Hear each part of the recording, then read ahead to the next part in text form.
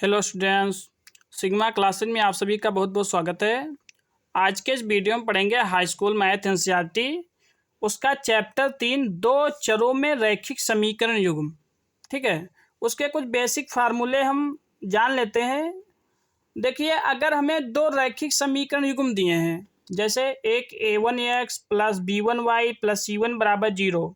यहाँ दो चर हैं, एक x चर है और एक y चर है, और a1 b1 c1 ये सब अचर संख्याएं हैं। और दूसरी हमें समीकरण दी है a2x plus b2y plus c2 बराबर 0। यहाँ x और y चर है, a2 b2 c2 ये सब अचर संख्याएं हैं, अर्थात ये गिनतियां हैं। ठीक है, संख्याएं कोई भी संख्या हो सकती है। इसके अगर संगत आलेखी हमें निरूपण निकालना है तो कैसे करेंगे। अगर देखिए, इसका इस समीकरण एक, ये जो है हमारी समीकरण एक जो है a1x, इसके x का गुणांक कितना है, a1 है।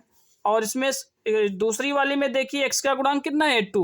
तो a1 बट्टे a2 और b1 बट्टे b2 और c1 बट्टे c2 हम करेंगे। अगर a1 बट्टे a2 और b1 बट्टे b2 और c1 बट्टे c2 सबका मान अलग अलग आए, ठीक है, जैसे कोई 1/2 आता है, एक 1/3 आता है, कोई 4/5 आता है, सब अलग अलग अगर आते हैं तो रेखाएं कैसी होंगी, प्रतिच्छेदी रेखाएं होंगी। और उसके केवल एक ही हल होगा। वो जो रेखाओं को हम हल निकालेंगे तो उसमें x और y का केवल एक एक ही मान आएगा। ठीक है, और निकाय कैसा होगा, संगत होगा। और अगर a1 बट्टे a2 b1 बट्टे b2 c1 बट्टे c2 सब आपस में बराबर हैं, सबका मान बराबर बराबर जैसे आ गया, तो रेखाएं कैसी होंगी, समपाती होंगी। और उसके जो हल होंगे अनंत हल होंगे, कहने का मतलब बहुत सारे, जिनकी कोई गिनती नहीं, बहुत सारे हल होंगे। और जो निकाय होगा वो संगत होगा। ठीक है, और अगर दो अनुपात आपस में बराबर हैं, जैसे a1 बट्टे a2 और b1 बट्टे b2 बराबर आ गए और c1 बट्टे c2 कुछ और आ गया, तो क्या होगा, तब जो है निरूपण कैसा, जो रेखाएं होंगी वो समांतर होंगी। और जो वो इनका कोई भी हल, x और y का कोई भी हल नहीं होगा और निकाय असंगत होगा। और इनको जो है एग्जाम्पल के थ्रू थोड़ा सा जानते हैं।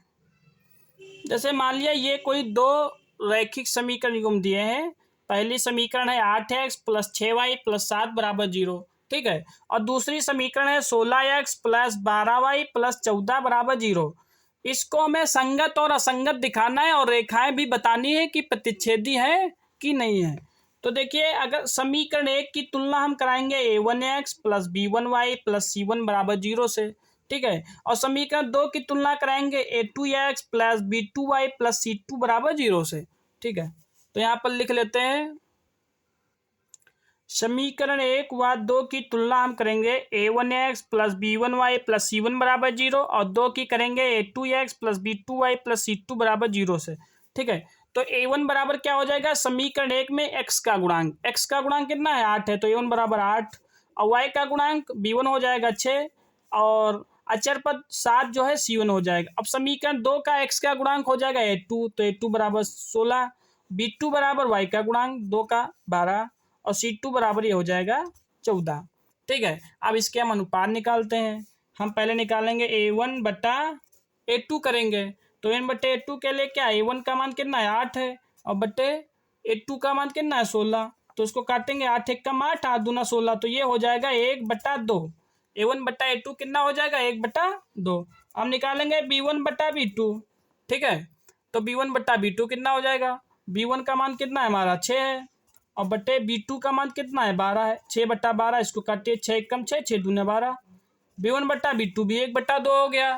ठीक है, और c1 बटा, अब c2 निकालते हैं, c1 बटा c2, तो c1 कितना है हमारा, 7 है, और बटे c2 कितना है हमारा, 14 है। 7 एक कम 7, 7 दूना 14, ये भी कितना हो गया, 1/2। तो देखिए a1 बटा a2 का मान 1/2 हो गया, और b1 बटे b2 का भी मान 1/2 हो गया, और c1 बटे c2 का मान भी 1/2 हो गया।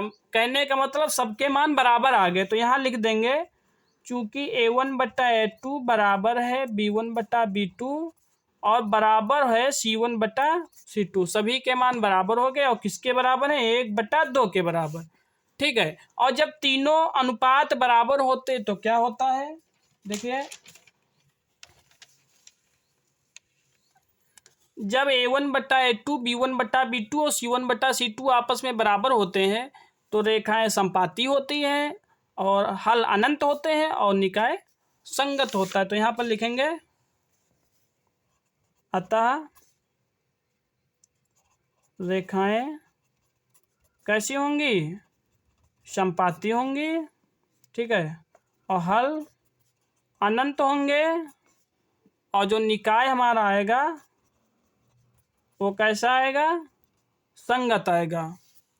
एक अगला एग्जाम्पल करके देखते हैं। जैसे कोई दूसरा एग्जाम्पल है, क्वेश्चन है 12x + 18y + 14 = 0, ठीक है। और इसके बाद है नीचे 24x + 36y + 10 = 0, ठीक है। तो इसमें भी समीकरण 1 व 2 से हम अनुपात निकालेंगे, समीकरण 1 व 2 से।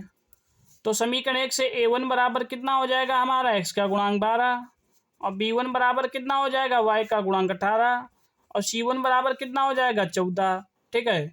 और A2 बराबर कितना हो जाएगा, x का गुणांक समीकरण 2 का 24, और B2 बराबर कितना हो जाएगा 36, और C2 बराबर कितना हो जाएगा 10, ठीक है। तो यहाँ से हम अनुपात निकालते हैं A1/A2, A1/A2 कितना हो जाएगा, A1 का मान कितना है हमारा 12 है और A2 का मान 24 है, तो 12 × 1 = 12, 12 दूनी 24, A1/A2 कितना हो गया 1/2। और B1/B2 निकालते हैं, तो B1 का मान हमारा 18 है और B2 का मान 36 है, 18 × 1 = 18, 18 दूना 36, तो कितना हो गया 1/2। अब C1/C2 निकालते हैं, तो C1 का मान कितना है 14 है और C2 का मान कितना है 10 है। इसको 2 से काटिए, 2 × 7 = 14, 2 × 5 = 10, 7/5 आ गया। अब देखिए A1/A2 तो 1/2 है और B1/B2 भी 1/2 है, लेकिन C1/C2 तो 1/2 नहीं है, ये तो 7/5 है, मतलब कि ये तो अलग है। तो यहाँ लिखेंगे चूंकि A1/A2 और B1/B2 तो आपस में बराबर हैं, यहाँ बराबर का निशान, लेकिन बराबर नहीं है कौन, C1/C2। जब ऐसी कंडीशन आए, जब दो आपस में बराबर हो तीसरा बराबर ना हो, तब क्या होता है, देखिए जब A1/A2 और B1/B2 तो बराबर हो लेकिन C1/C2 बराबर ना हो, तब रेखाएं समांतर होती हैं, हल कोई नहीं होता है और निकाय असंगत होता है, ठीक है। तो यहाँ लिखेंगे रेखाएं कैसी होंगी, समांतर, और हल इसका कोई हल नहीं होगा, ठीक है। और निकाय कैसा होगा, असंगत होगा। इस प्रकार से हम इसके अनुपातों से संगत और असंगत की जांच कर सकते हैं। Thanks for watching.